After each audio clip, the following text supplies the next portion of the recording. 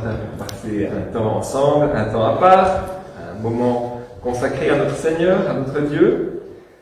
Je vais commencer par une courte prière et puis ensuite nous commencerons vraiment ce culte. Seigneur Jésus, c'est en ton nom que nous nous réunissons ce matin, dans ta présence, tout autour de la surface du globe.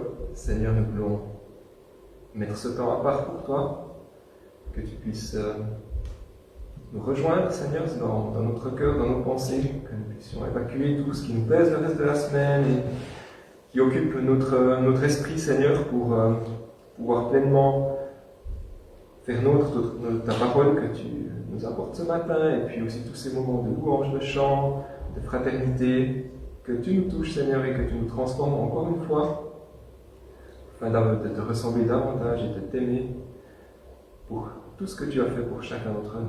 J'aimerais te le prier en ton nom, Seigneur Jésus. Amen. Je ne vais pas revenir sur les annonces. Vous avez vu l'assemblée extraordinaire de membres mardi 19h30 ici même. Je vais simplement vous demander s'il y a d'autres annonces. Les flyers pour les cultes d'été qui sont là.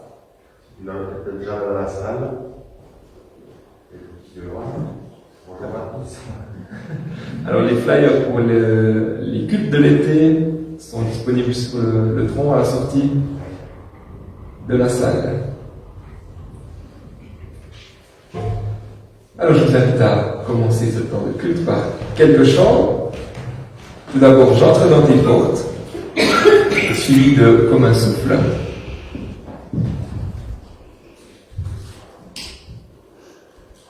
Alors si je ne m'abuse, vous avez le droit de chanter avec les masques, c'est juste avant.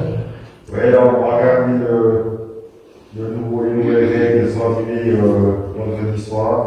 Peut-être d'entre nous, on a déjà perdu connaissance. Et puis on dira la semaine prochaine. Mais les masques vont rester, je pense. Très bien. Alors, mais par contre, si vous voulez lever pour chanter à votre place, c'est possible.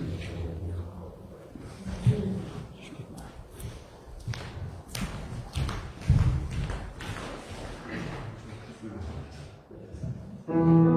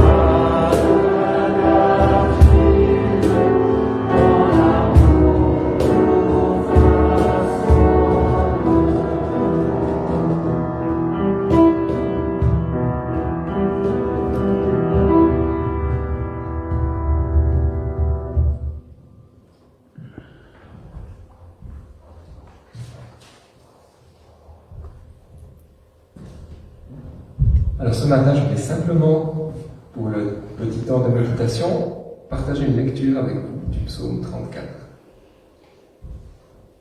intitulé « Le Seigneur m'a délivré ». Je bénirai l'Éternel en tout temps, et à jamais. Mes lèvres te loueront. Mon sujet de fierté, c'est l'Éternel. Que les humbles l'entendent et qu'ils se réjouissent. Venez proclamer avec moi que l'Éternel est grand. Exaltons-le ensemble. Moi, je me suis tourné vers l'Éternel et il m'a répondu. Il m'a délivré de toutes mes frayeurs. Qui regarde vers lui est rayonnant de joie. Et son visage n'aura pas à rougir de honte. Un malheureux a appelé, et l'Éternel a entendu, car il l'a délivré de toutes ses détresses. L'ange de l'Éternel campe autour de ceux qui le craignent, et il délivre. Goûtez et constatez que l'Éternel est bon. Oui, heureux l'homme qui trouve son refuge en lui. Craignez donc l'Éternel, vous, membres de son peuple saint, car pour ceux qui le craignent, il n'y a pas de manque. Le lion peut connaître la disette et la faim, mais pour ceux qui se tournent vers l'Éternel, il ne manquera aucun bien. Venez mes fils, écoutez-moi, et je vous apprendrai à craindre l'Éternel. Qui désire une longue vie, qui souhaite vivre de nombreux jours pour goûter au bonheur, qu'il veille sur sa langue pour ne faire aucun mal, qu'aucun propos menteur ne passe sur ses lèvres. Détourne-toi du mal et fais ce qui est bien. Cherche la paix avec ténacité. Les yeux de l'Éternel se tournent vers les justes. Son oreille est tendue pour écouter leurs cris. Mais l'Éternel s'oppose à ceux qui font le mal, pour ôter de la terre jusqu'à leur souvenir.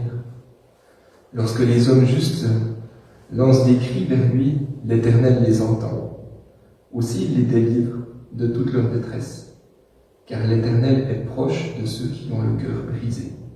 Il sauve ceux qui ont un esprit abattu. De nombreux malheurs atteignent le juste, mais l'Éternel le délivre de tous. Il veille sur ses eaux, aucun d'eux n'est brisé. Le malheur fera mourir le méchant, les ennemis du juste porteront leur condamnation, mais l'Éternel sauve la vie de tous ses serviteurs, et ceux dont il est le refuge ne seront jamais condamnés. Nous allons chanter un chant, merci, suivi de ta bienveillance. Merci.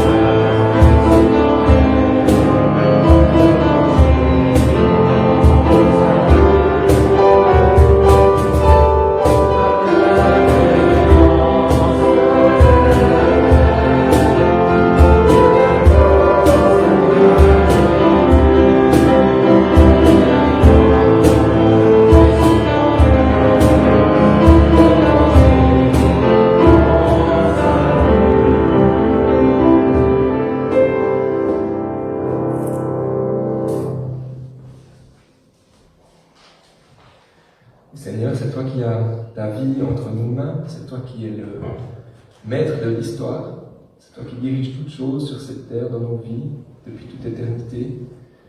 Et Seigneur, nous voulons croire que c'est pour notre bien, pour la joie de nos cœurs, pour le salut et pour t'adorer, Seigneur, pour ton propre plaisir, que tu nous as créés et que tu veux que nous t'appartenions. Seigneur Jésus, donne-nous ce matin d'avoir un cœur ouvert à ta parole, non seulement de l'entendre, Seigneur, mais de la faire nôtre, qu'elle intègre notre cœur, qu'elle nous imprègne, qu'elle nous transforme. Comme le potier, tu nous malaxes, Seigneur, tu nous mets en forme pour que nous puissions te ressembler davantage jour après jour pour la gloire de ton nom. Amen. La Claude Henri, je te donne la parole.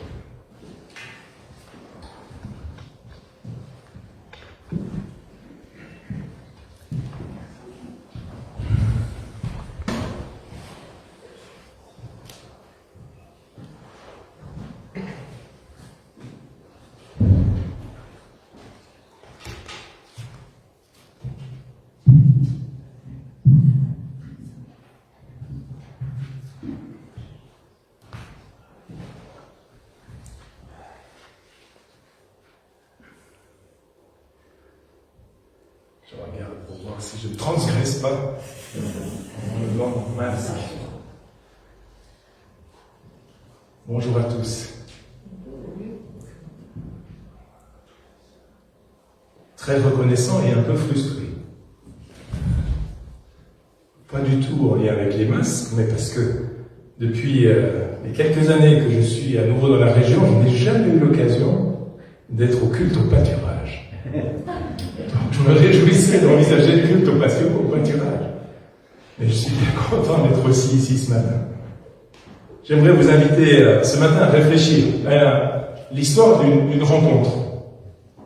Une rencontre entre deux personnes racontées dans les évangiles, Jésus lui-même et un homme tourmenté. Et peut-être avant d'aller plus loin, je vais vous poser une question pénible de journaliste où vous n'avez pas le choix. Vous devez répondre oui ou non. Vous avez donc une question et deux possibilités. Vous devez en choisir l'une et l'autre. Quel est le métier de Jésus?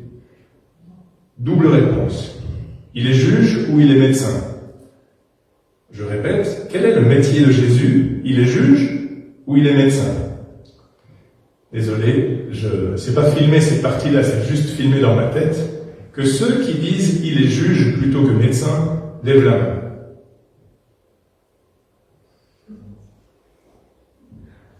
Que ceux qui disent qu'il est médecin lèvent la main. Je ne dirai rien de ce vote par rapport à d'éventuelles personnes qui pourraient regarder. Je pense qu'évidemment, et vous êtes d'accord avec moi, qu'il y a un peu des deux.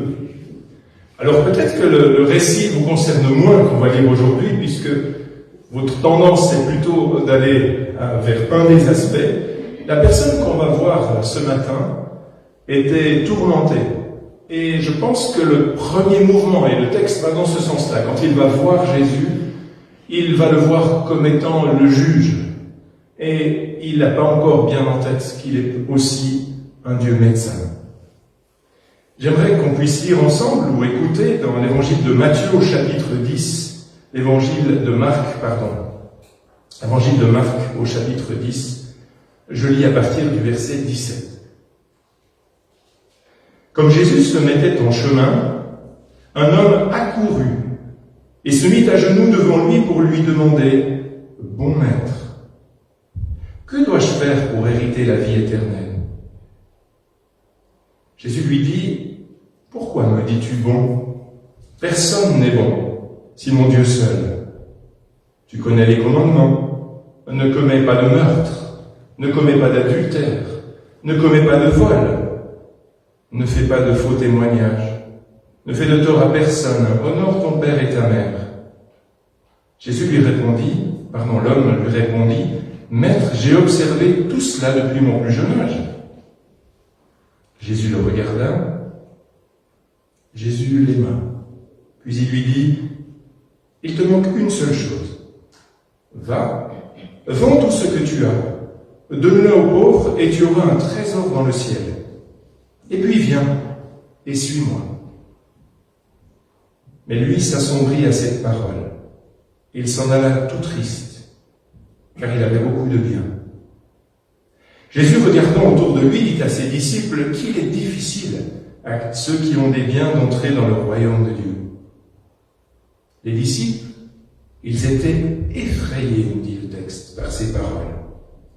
Mais Jésus reprit, « Mes enfants, qu'il est difficile d'entrer dans le royaume de Dieu. Il est plus facile à un chameau de passer par le trou d'une aiguille qu'à un riche d'entrer dans le royaume de Dieu. » Les disciples, plus ébahis encore, se disaient les uns aux autres, « Alors qui peut être sauvé ?»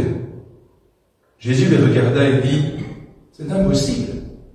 C'est impossible pour les humains, mais non pas pour Dieu, car tout est possible pour Dieu. » Peut-être que plusieurs d'entre nous, vous êtes familiers de ce texte.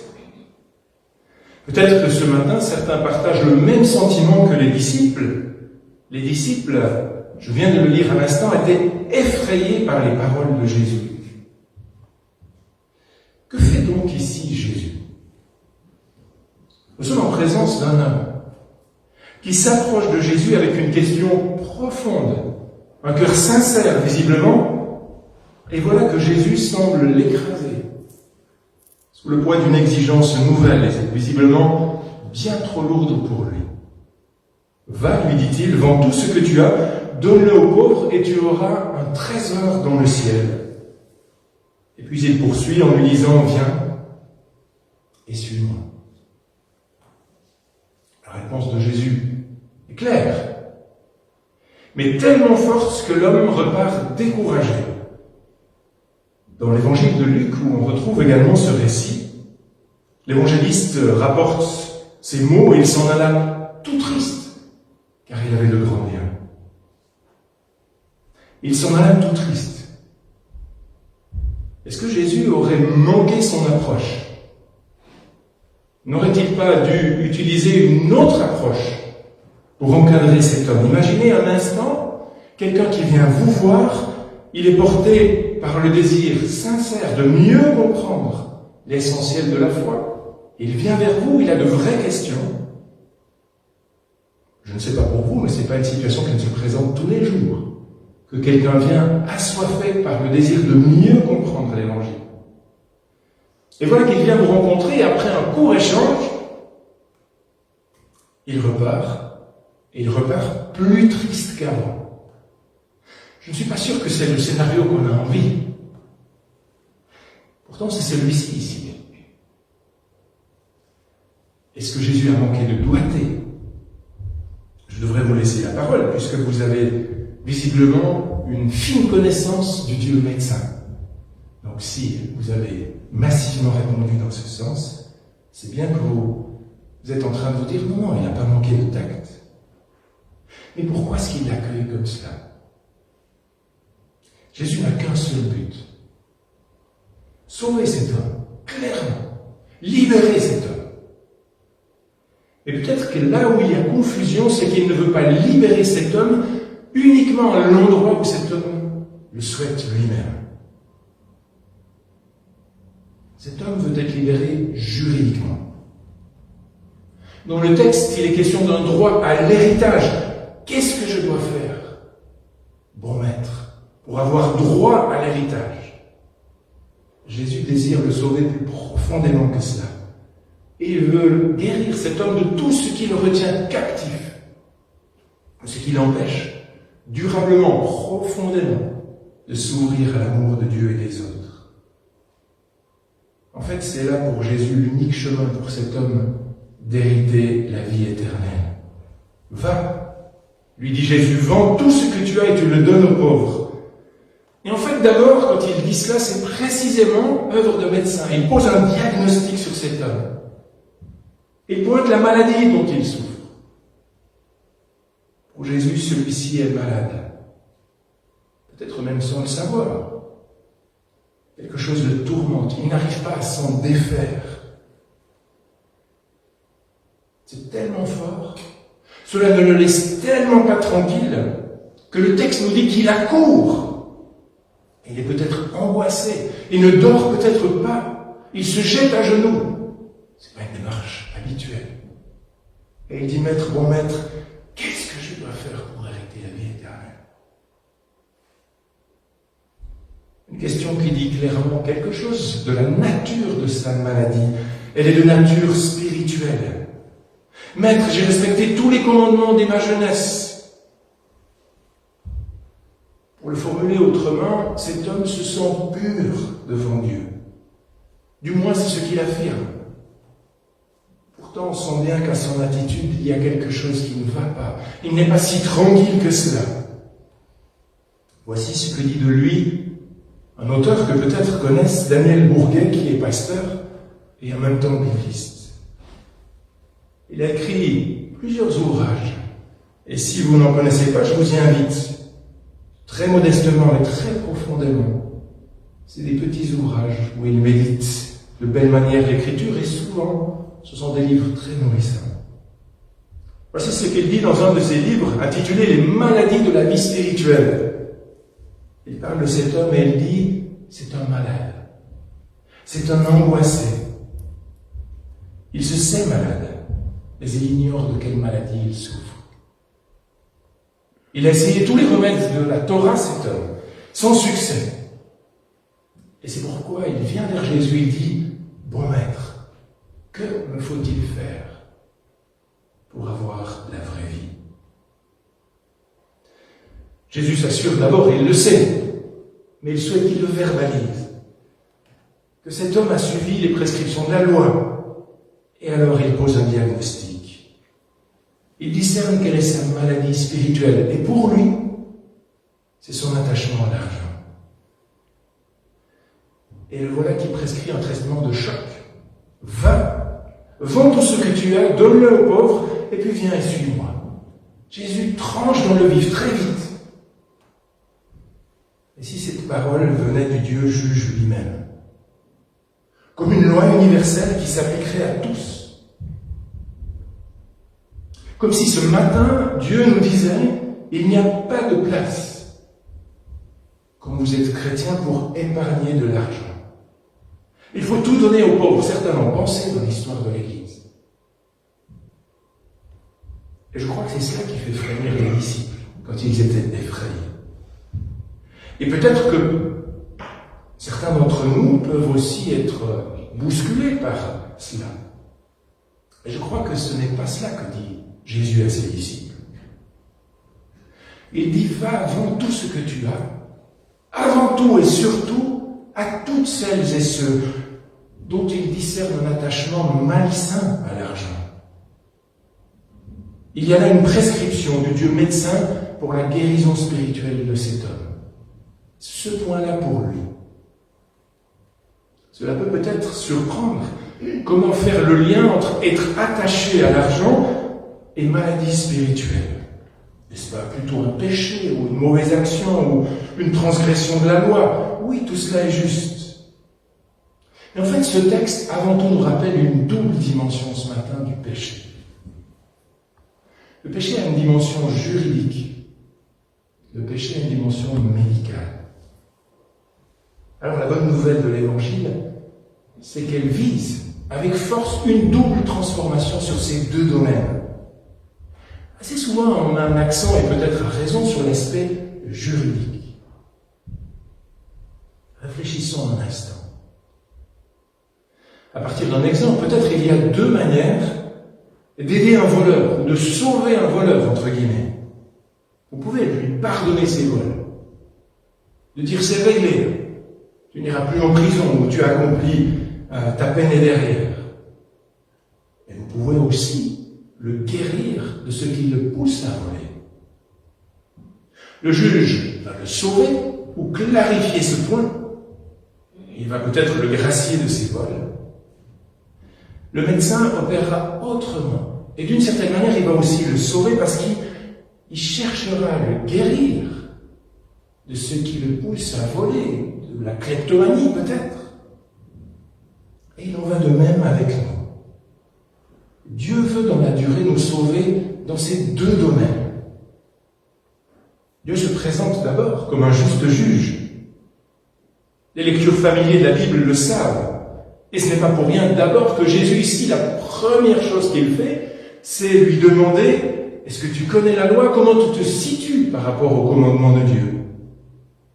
Il désobéir rend impur et coupe l'accès à la présence de Dieu. Et vous le savez certainement, c'est justement en face de ces décalages-là par rapport à la loi de Dieu que Dieu a condamné son Fils lui-même à ma place et à la vôtre, pour que sur le plan juridique, nous soyons libérés, acquittés, délivrés du poids de nos fautes. Désormais, il n'y a plus de condamnation pour celles et ceux qui sont en Jésus-Christ, dira Paul. Et c'est une claire partie forte de la bonne nouvelle en Jésus-Christ. Et il y a de quoi réjouir pleinement nos cœurs.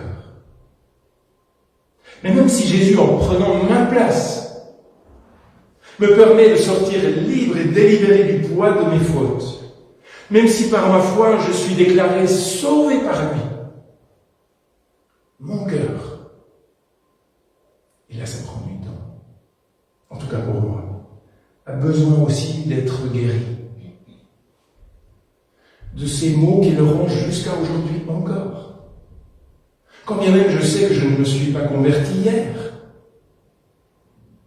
le médecin doit encore opérer jusqu'à aujourd'hui. C'est pas quelque chose qu'on découvre ce matin. Dans l'histoire de l'Église dès les premiers siècles, le péché aussi a été perçu par cela, sous cet angle, entre guillemets, médical, comme un dysfonctionnement du cœur, un désordre, parce que je prends régulièrement la place qui n'est pas la mienne, parce que j'opte pour vivre d'une manière autonome. Mon être se retrouve désordonné, un peu monté à l'envers. Le péché, pour bon nombre de pères de l'Église, c'est aussi une sorte de trouble de l'attachement, une maladie de l'amour. Mal orienté, l'amour opte pour des attachements malsains qui souvent nous empoisonnent, nous emprisonnent. L'orgueilleux est attaché à ses propres qualités. D'autres sont dirigés, même malgré eux, par une exigence de perfection permanente. Qu'est-ce qui se joue là? D'autres encore par la recherche constante d'une sensation de plaisir. Et cela peut nous emmener jusqu'à des addictions. Toutes ces choses-là et d'autres choses encore profondément nous empêchent d'aimer sainement Dieu, et pas que Dieu, mais celles et ceux qui nous entourent également. Là, cet homme ici, ce matin, qui vient trouver Jésus, lui est attaché aux richesses matérielles, au point de s'assombrir rien qu'à l'idée de s'en défaire. Il n'a même pas fait. Jésus consent lui-même attristé à saisir cette occasion pour dire à ses disciples que cet attachement-là est très puissant. Qu'il est difficile, dit-il, à ceux qui se confient dans les richesses d'entrer dans les royaumes de Dieu. Et un peu plus loin, vous ne pouvez pas servir 2 maîtres. Là où est ton trésor, là aussi sera ton cœur. En résumé, même si nous désirons, même si je suis sincèrement attaché à Dieu, il y a quand même encore bien des choses qui me collent à la peau et qui peuvent entraver ma marche. Un pardon qui n'est pas accordé, un décalage récurrent avec lequel je bataille, et parfois depuis des années. Combien de chrétiens que je rencontre sont ainsi pris dans ce cercle? Péché, repentance, puis rechute, puis péché, repentance, puis rechute. Et cela nous semble sans issue. Et parfois même, c'est tellement installé, et depuis longtemps, que cela peut nous faire même douter de notre salut. Est-ce qu'il me manque quelque chose pour hériter la bonne nouvelle ou la vie éternelle? Un peu comme cet homme qui accourt auprès de Dieu pour dire « Qu'est-ce que je dois faire ?» Il savait l'essentiel. Pourtant, Jésus, Dieu désire nous sauver. Et vous l'avez compris ce matin, l'insistance aussi, ou guérir. C'est le même mot en grec. Et Jésus expose ce programme dès le début de son ministère à Nazareth. Il a vaincu le diable dans le désert. Et voici ce qu'il dit la première fois qu'il est dans une synagogue, des paroles magnifiques. Il ouvre le texte, le rouleau, et il dit maintenant l'Esprit du Seigneur est sur moi. Il m'a consacré par onction pour annoncer la bonne nouvelle aux pauvres. Il m'a envoyé pour guérir ceux qui ont le cœur brisé, pour proclamer aux prisonniers la délivrance, aux aveugles le recouvrement de la vue, pour renvoyer libres les opprimés, pour proclamer une année de grâce du Seigneur. Et ce jour-là, alors qu'il n'a même pas commencé à guérir et sauver les personnes, Jésus déclare « Aujourd'hui, cette parole de l'Écriture que vous venez d'entendre, elle est accomplie. » À combien plus forte raison est-elle accomplie pour nous aujourd'hui, nous chrétiens du XXIe siècle, qui sommes au bénéfice de la mort et de la résurrection de Jésus.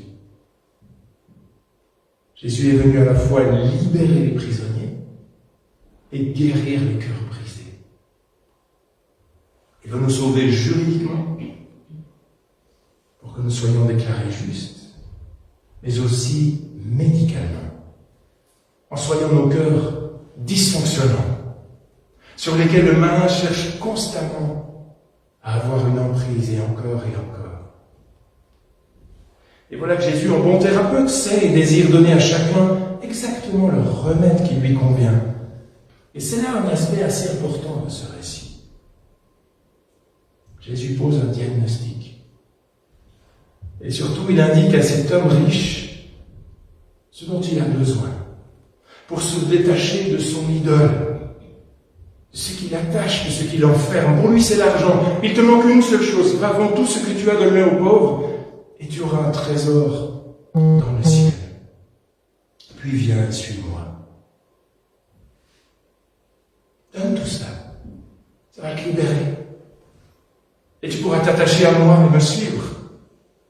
Voilà le chemin de guérison proposé par Jésus. Pour qu'il soit pleinement capable d'aimer Dieu et toutes celles et ceux qui l'entourent d'un amour plein et sincère. Vous l'avez peut-être repéré dans le texte, il y a un détail entre autres qui est indispensable. Toute cette démarche de Jésus, ce diagnostic un peu sévère, est porté par une démarche d'amour qui est soulignée dans le texte. Une manière de nous dire ce matin, et c'est fondamental, que toute annonce de diagnostic et tout encouragement à la guérison doit être prononcé et doit être précédé et habité par l'amour de l'autre. Ça ne marche pas. Si vous avez un frère et une sœur et vous avez un diagnostic clair et lucide, tu dois faire ça. Si l'autre ne réalise pas que vous l'aimez quand vous lui dites cela, ça ne marchera pas. Je ne dis pas que ça marchera si vous l'aimez, mais c'est dissonant si c'est apporté par l'amour. Et là, dans le texte, c'est très beau, Jésus le regarda, Jésus l'aima. Puis il dit, il te manque une seule chose, et il continue. Vous avez peut-être eu ce genre de discussion parfois avec un frère ou une sœur qui vous dit des choses fortes. Et peut-être même qu'il essaye d'être dans le droit fil de ce texte et qu'avant il dit « Non, mais tu sais, je te dis ça par amour. » L'amour, ça ne s'invente pas. Ça ne se formule pas. Ou même si ça se formule et ce n'est pas habité, ça ne marchera pas. Mais vous aussi, vous percevez dans la démarche de l'autre qu'elle est portée par le meilleur pour vous-même. Vous le discernez tout de suite. Même si après le diagnostic peut être dur. Jésus l'aima. C'est comme cela qu'on peut amorcer quelque chose. On touche ici, me semble-t-il, avec ce texte, quelque chose de profond chez cet homme. Vous savez, ce genre de choses où par moments on nous met en tension en disant « Mais Seigneur, je t'aime. Il y a quand même encore ces lignes de fond qui ont tellement peine à changer. » Et c'est des choses dont on parle peu, et je le comprends par pudeur, mais aussi par incompréhension que cela ne bouge pas, avec des enjeux parfois forts, en disant mais finalement comment ça joue, cet attachement à Dieu, pourquoi là ça ne change pas? Très important qu'on se découvre encore et encore aimé de Dieu, accepté de lui tel que je suis, comme cela, comme je suis aujourd'hui, pour pouvoir ouvrir mon cœur, écouter ce qu'il a à me dire et m'attacher à lui. Et progressivement me détacher de ces liens malsains, de ces liens, peut-être pour plusieurs d'entre vous, dans lesquels on peut se débattre depuis si longtemps, et parfois personne ne sait. Ce genre de liens qui nous pourrissent notre vie, et qui bien souvent ont des incidences sur celle de nos proches. Ces liens qui me limitent et qui m'enferment. Malheureusement, et en partie on peut le comprendre parce que c'est profond, l'homme riche n'accepte pas le diagnostic posé ce jour-là. Il s'en va avec tristesse. J'ai l'impression qu'il a compris l'enjeu. Et il faut le temps peut-être de la digestion pour lui. Il m'appartient. À vous aussi de ne pas limiter dans un domaine ou l'autre de nos vies l'attachement à Dieu, mais de le laisser visiter régulièrement toute ma vie et peut-être d'accepter certaines avancées. Diagnostic. Il faut du temps, puis peut-être confession, puis repentance, puis relèvement et poursuite du chemin. Un mot sur le diagnostic. On note ici, dans ce récit, l'homme riche fait une partie du chemin. C'est pas Jésus qui va le rencontrer. On a oublié peut-être. C'est l'inverse. Et de la même manière, nous sommes encouragés à nous tourner vers Dieu. Vous connaissez peut-être ce très très beau texte d'un croyant dans un psaume qui dit « Seigneur, tu m'as examiné à fond. Seigneur, tu me connais. » Psaume 139. Connais mon cœur, examine-moi, sonde-moi. Connais mes préoccupations profondes, mes attachements. Regarde si je suis sur une mauvaise voie et conduis-moi sur la voie de l'éternité. Nous sommes invités régulièrement à nous placer devant Dieu pour le laisser nous visiter par sa parole et son esprit, afin d'affermir et de consolider les belles choses qui fonctionnent. C'est pas parce qu'on est en face de l'écriture comme un miroir que c'est uniquement pour mettre en relief les attachements malsains. Il y a des choses qui fonctionnent. Si vous n'êtes pas au courant, je connais la plupart d'entre vous suffisamment pour vous dire de belles choses qui fonctionnent. Et c'est pas pour vous passer la pommade. Ça existe, il faut valoriser cela. Et le Seigneur, quand il voit ça, il dit continue, c'est chouette. Et parfois, il y a des dysfonctionnements. Il faut les accueillir aussi. Si nous prions le Saint-Esprit comme un médecin délicat, il va nous accompagner, il va nous relever petit à petit, un pas après l'autre, pour ne pas nous laisser écraser de désespoir. Des chemins qui, pour certains d'entre eux, peuvent nécessiter aussi des aides extérieures, des accompagnements avec des personnes qui sont formées. Il ne faut pas opposer les deux. Dieu peut utiliser cela, peu importe. Ce qui compte, c'est d'abord accepter le diagnostic du Père et petit à petit avancer sur ces chemins de transformation. Il y a beaucoup de pères de l'Église qui ont réfléchi sur ces questions-là et qui étaient très pratiques en disant « mais comment discerner si des maladies spirituelles sont là ?» L'un d'entre eux dit ceci: « Quand tu es régulièrement distrait dans tes prières, c'est quel type de pensées qui viennent tout le temps te parasiter? Peut-être que cela dit quelque chose de certains attachements. Alors attention, parfois il y a des distractions qui sont légitimes. Je ne suis pas là en train de dire chaque fois qu'on prie, il faut être à 400% là. Mais quand même, si régulièrement les mêmes pensées reviennent, réfléchis à ces pensées. Est-ce qu'il y a une manière de les habiter différemment? Considère également tes réactions aux différents événements de la vie. Comment est-ce qu'on réagit face à telle ou telle situation? Qu'est-ce que tu as peur de perdre? Parfois la même chose que moi, parfois pas du tout. Est-ce qu'on a peur de perdre notre dignité? Est-ce qu'on a peur de perdre nos biens? Est-ce que j'ai peur de perdre l'amour de quelqu'un et je suis prêt à tout pour garder son amour? Malsain. L'attitude est malsaine. Là où est ton trésor, là aussi sera ton cœur, dit Jésus. Et s'il est souvent ailleurs qu'en Dieu, il y a sûrement des avancées à faire. Et pour discerner cela, ça demande du temps. Dans la prière, parfois dans l'échange avec une personne de confiance, tout en prenant du recul, grande vigilance sur le sentiment de culpabilité. C'est pas parce qu'on est habité par la culpabilité qu'on est sur le bon chemin. Le diable se fait un malin plaisir, lui qu'on surnomme l'accusateur. Il est tout à fait capable de nous harceler avec des pensées de culpabilité pour nous troubler, nous faire douter de notre foi. Tu n'y arriveras pas. Comment Dieu peut aimer quelqu'un comme tu es? Et ce que tu fais là, que personne ne sait. Tout cela pour nous empêcher de nous approcher de Dieu tel que nous sommes, avec nos forces et nos décalages.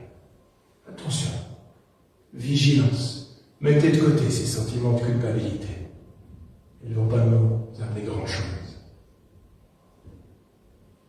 Nous emmener plus loin.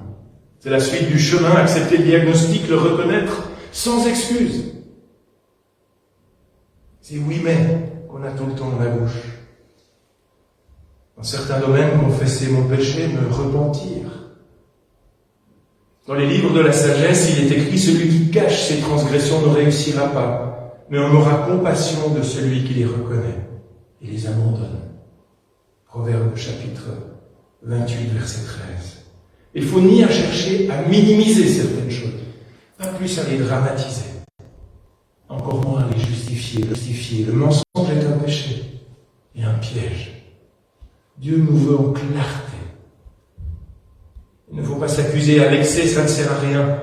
Et ça peut même être parfois une réaction d'orgueil. Précision encore sur l'invitation de Jésus à se confesser devant Dieu. Se confesser, c'est pas seulement demander pardon formellement, mais c'est avant tout dire « je veux me tenir définitivement du côté de Dieu » et regarder le péché pour ce qu'il est. Un peu comme si sur une ligne, vous avez Dieu d'un côté, le péché, et vous êtes au centre, tiraillé entre les deux.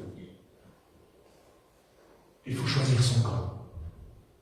Là où on porte le regard, se laisser aimanter d'un côté ou de l'autre. Nous étions du côté du péché, influencés. C'est un péché qui conduit à la mort. Si je demande pardon, je reviens du côté de Dieu. Il veut m'encourager. Et il m'autorise à engager ce chemin-là avec le Christ encore. On se rapproche de Dieu. Confesser donc ses péchés, c'est se repentir.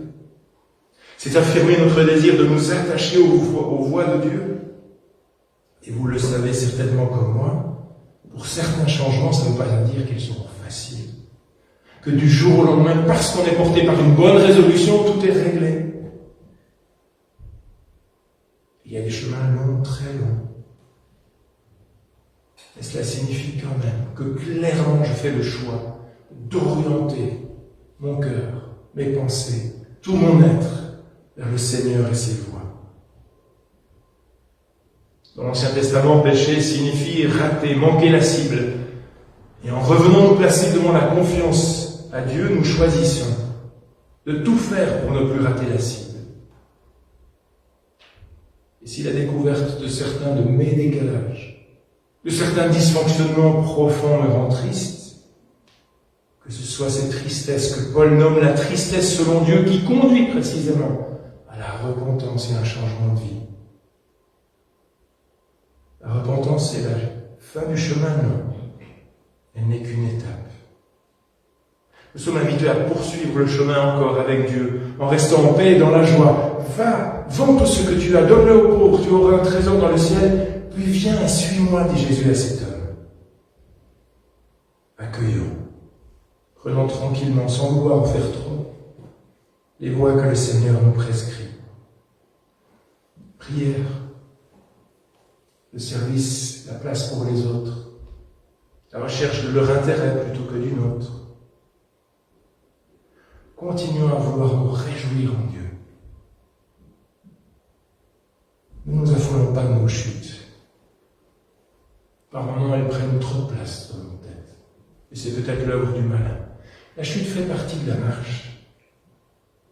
N'ayons donc pas peur, non plus pour celles et ceux qui nous coupent à un moment donné. Un auteur chrétien que vous connaissez peut-être, qui s'appelle Jacques Philippe, dit ceci. Vivre sous le regard de Dieu nous fait percevoir que l'amour est gratuit. Il ne se mérite pas. Nos pauvretés n'empêchent en rien Dieu de nous aimer, au contraire. Nos pauvretés n'empêchent en rien Dieu de nous aimer, au contraire. Je vous l'ai dit dans ce récit, Jésus regarde cet homme et il l'aime. Pas parce qu'il l'a délivré, pas parce qu'il a commencé à changer, il l'aime pour ce qu'il est. Cet homme avare, cet homme qui vient le trouver. Nous sommes ainsi, je crois, et c'est tellement important dans une vie d'homme, libéré en Jésus-Christ de ce terrible et désespérant devoir. Celui de devenir quelqu'un de bien pour mériter enfin d'être aimé. Vous êtes peut-être pas saisi par cette maladie-là. Ça m'arrive de l'être. Cette tyrannie du besoin de faire pour être aimé. Si je ne fais pas, qu'est-ce que Dieu va penser de moi? Que dois-je faire pour hériter la vie éternelle? Vite encore. J'aime tellement un texte que j'ai affiché dans mon bureau, qui est un récit, elle avait plus de 100 ans, avec sœur Emmanuelle, et qui dit, je viens de comprendre, en fait, à quel point Dieu m'aime toute ma vie. J'ai essayé d'être au service, et au service encore, mais je faisais beaucoup cela finalement pour moi, ou bien pour montrer à Dieu que je suis quand même pas si mal. Et là, je ne peux plus rien faire. Je suis dans une maison de retraite, je suis couché sur mon lit, ce sont des hommes et des femmes qui viennent me lever, qui font ma toilette, qui parfois même me donne à manger. Et il a fallu attendre ce temps-là pour que je réalise que Dieu m'aime comme ça. La tyrannie du besoin de faire pour être aimé. Magnifique toutes les actions qu'on fait. Mais Dieu nous aime quand bien même on ne met pas tout cela en œuvre. Cela dit, tout en nous autorisant à être nous-mêmes, à être de pauvres pécheurs, le regard de Dieu nous permet aussi toutes les audaces, nous aide, nous encourage à aller plus loin. Nous ne sommes jamais enfermés dans notre médiocrité. Nous ne sommes pas contraints à nous résigner de ce que nous sommes aujourd'hui. Nous sommes invités à nous laisser saisir encore par l'espérance, de progresser dans l'amour, parce qu'elle nous habite, parce qu'elle nous précède cet amour, et pas pour le gagner. Et on comprend bien la finale de ce texte. Aux hommes, c'est impossible. Ça ne fonctionne pas, on n'y arrive pas, mais à Dieu, tout est possible. Nous rendre capables d'aimer le même amour que celui de Dieu, il faut pour cela nous greffer un cœur nouveau. Et Dieu le promet, je vous donnerai un cœur nouveau, je mettrai en vous un souffle nouveau, dit-il déjà par la bouche du prophète Ézéchiel.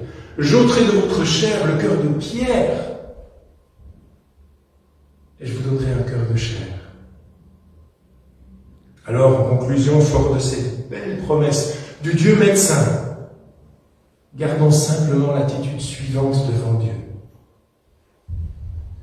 À la fois, quand on se place devant Dieu, une acceptation paisible, détendue de nous-mêmes, y compris de nos infirmités, et en même temps un immense désir de guérison, de sainteté, une forte détermination de progresser, qui est fondée sur une confiance sans limite dans le pouvoir de la grâce de Dieu. Une dernière image qui concerne la maladie. Peut-être certains d'entre vous le savent et le font par intuition. Qu'est-ce que pendant longtemps les médecins prescrivaient en face des maladies? Un remède simple, tout à fait naturel.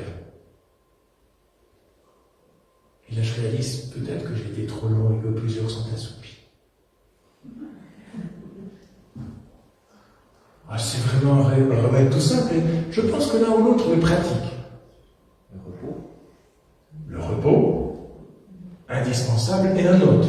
Le jeûne. Quel repos spirituel. Ce qui n'est pas forcément dans le domaine spirituel. Un conseil de bon sens. Et avant, souvent. Et on emmenait les gens pour cela. Alors aujourd'hui, on dirait qu'il faut prendre une petite crème. Je vous donne un indice. Des cures de sommeil. Parfois des thalasso, mais ça c'était plus tard. J'essaie de lire et d'écouter derrière les masques. Plus basique encore, des cures de soleil. À un moment donné, c'était fondamental.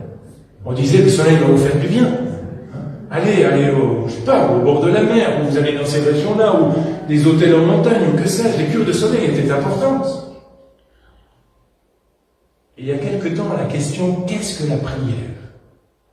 Une personne a répondu, prier, c'est s'exposer au soleil de Dieu. C'est s'exposer au soleil de Dieu. Un soleil qui ne brûle pas mais réchauffe, apaise et éclaire. À sa lumière, nos ténèbres se dissipent. À sa lumière, les monstres qui nous angoissent s'enfuient. Alors oui, sortons de nos chambres sombres, exposons-nous avec confiance à la lumière du Seigneur. Osons lui présenter nos cœurs désordonnés parfois, afin que son amour nous guérisse en profondeur. Que la grâce du Seigneur, celui qui nous aime, soit avec nous tous, au siècle des siècles. Amen. Je vous invite à prier.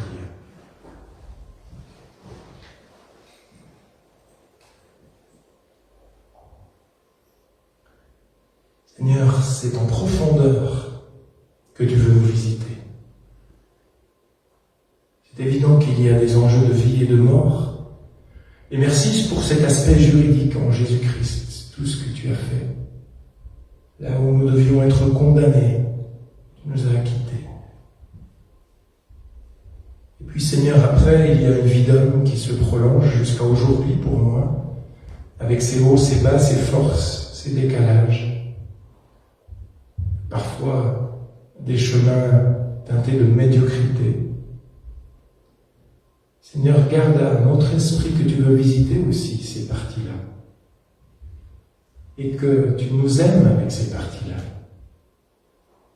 Seigneur, peut-être du bout de lèvres, nous voulons te redire ce matin, sonde nos cœurs, visite-nous jusqu'en ces recoins. Pose un diagnostic, nous en avons besoin. Aide-nous à transformer nos cœurs qui parfois dysfonctionnent, non seulement dans le rapport avec toi, mais qui parasitent plus que nous pensons nos relations avec les autres. Seigneur, nous sommes tristes avec ce jeune homme qui pourtant était venu chercher des réponses vers toi. Nous ne connaissons pas la suite, peut-être que dans la durée, il a fait le choix d'accepter ce diagnostic et d'y travailler. Peu importe, Seigneur. Tu veux aussi, ce matin, et tu nous le rappelles, poser régulièrement un diagnostic sur nos vies, sur la mienne. Fais-moi la grâce dans la durée de l'accepter et d'essayer de trouver avec toi des chemins, des ressources pour m'engager dans des chemins de transformation profonde et durable. En Jésus-Christ. Amen.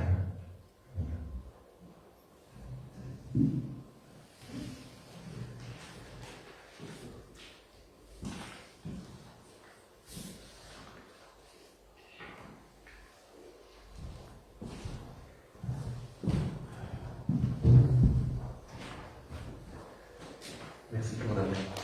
Avant de passer un temps de prière libre, je vous invite à chanter encore un chant dans À toi la gloire. Il vit.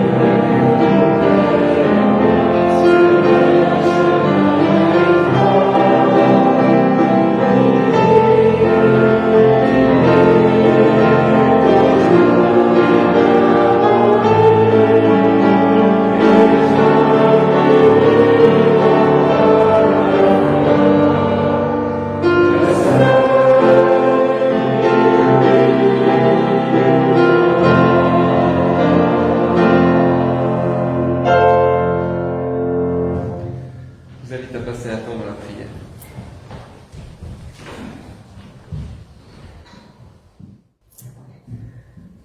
Nous arrivons gentiment à l'issue de ce culte.